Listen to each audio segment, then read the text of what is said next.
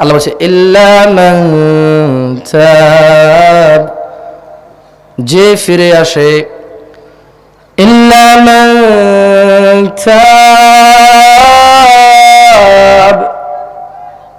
যে ফিরে আসে, ইল্লা মান তাব, যে জানা ছেড়ে দিয়েছে, ইল্লা মান তাব, যে শিরক ছেড়ে দিয়েছে, ইল্লা মান তাব, যে বাবা মায়ের অবাধ্য হওয়া থেকে বিরত হয়েছে, মান তাব, যে বিদআত ছেড়ে দিয়েছে, ইল্লা মান তাব, যে নিজেকে অন্যায় থেকে বিরত রেখেছে, ইল্লা মান তাব, যে ব্যক্তি ফিরে এসেছে, ওয়া আমানা, এবং ঈমান এনেছে, ওয়া আমিলা আমালান সালিহা, এবং ভালো কাজ কর্ম করেছে, ফাউলাইকা ইউবাদদিলুল্লাহু সাইয়্যাতিহিম হাসানাত, আল্লাহ তার সমস্ত খারাপ কাজকে নেকিতে পরিবর্তন করে দেবে।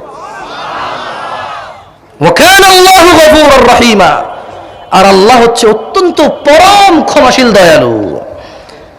নারায়ণগঞ্জের মানুষ, আমাদের সবারই প্রিয় শ্রদ্ধেয় ফজিলতুল শেখ আব্দুর রাজ্জাক হাফিজাহুল্লাহ, আব্দুর রাজ্জাক বিন ইউসুফ হাফিজাহুল্লাহ, তিনি উপস্থিত হয়েছেন। আমি একটা হাদিস বলে ইনশাআল্লাহ আমার বক্তব্য এখানে ইতি করে দেব।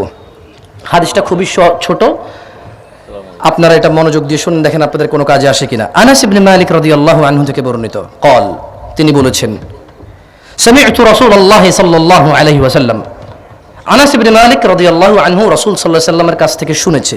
কি শুনেছে? ইয়াকুল, রাসূল সাল্লাল্লাহু আলাইহি ওয়াসাল্লাম বলেছে, قال আল্লাহ, আল্লাহ বলেন, ইয়া ইবনে আদম, হে আদম সন্তান, ইন্নাকা মা দাআউতানি ওয়া রাজাউতানি গফারতু লাক, হে আদমের ছেলে মেয়ে, তুমি যদি আল্লাহকে ডাকো ক্ষমার আশায়, আল্লাহ বলছে গফারতু লাক, তোমাকে ক্ষমা করে দেবে। সুবহান। এরপর আল্লাহ বলছে আলা মা কানা ফিকা ওয়ালা উবালি, তোমার গুনাহ যত অধিক হোক না কেন আল্লাহ পরোয়া করে না।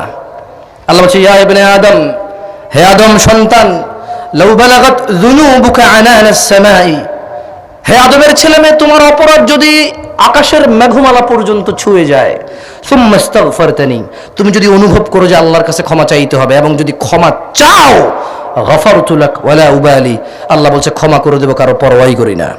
আল্লাহ বলছে ইয়া ইবনে আদম, হে আদম সন্তান, ইন্নাকা লাউ আতাইতানি বিকুরাবিল আরদি খাতিআ, হে আদমের সন্তান, তুমি যদি জমিন পরিপূর্ণ অপরাধ নিয়ে আল্লাহর সামনে যাও, সুম্মা লাকাইতানি লা তুশরিকু বি শাইআ, আল্লাহ তোমার জমিন পূর্ণ অপরাধের মধ্যে যদি শিরক না দেখে, লা আতাইতুকা বিকুরাবিহা মাগফিরা, এই জমিন পরিপূর্ণ ক্ষমা নিয়ে তোমাকে সে ক্ষমা করে দেবে আল্লাহ।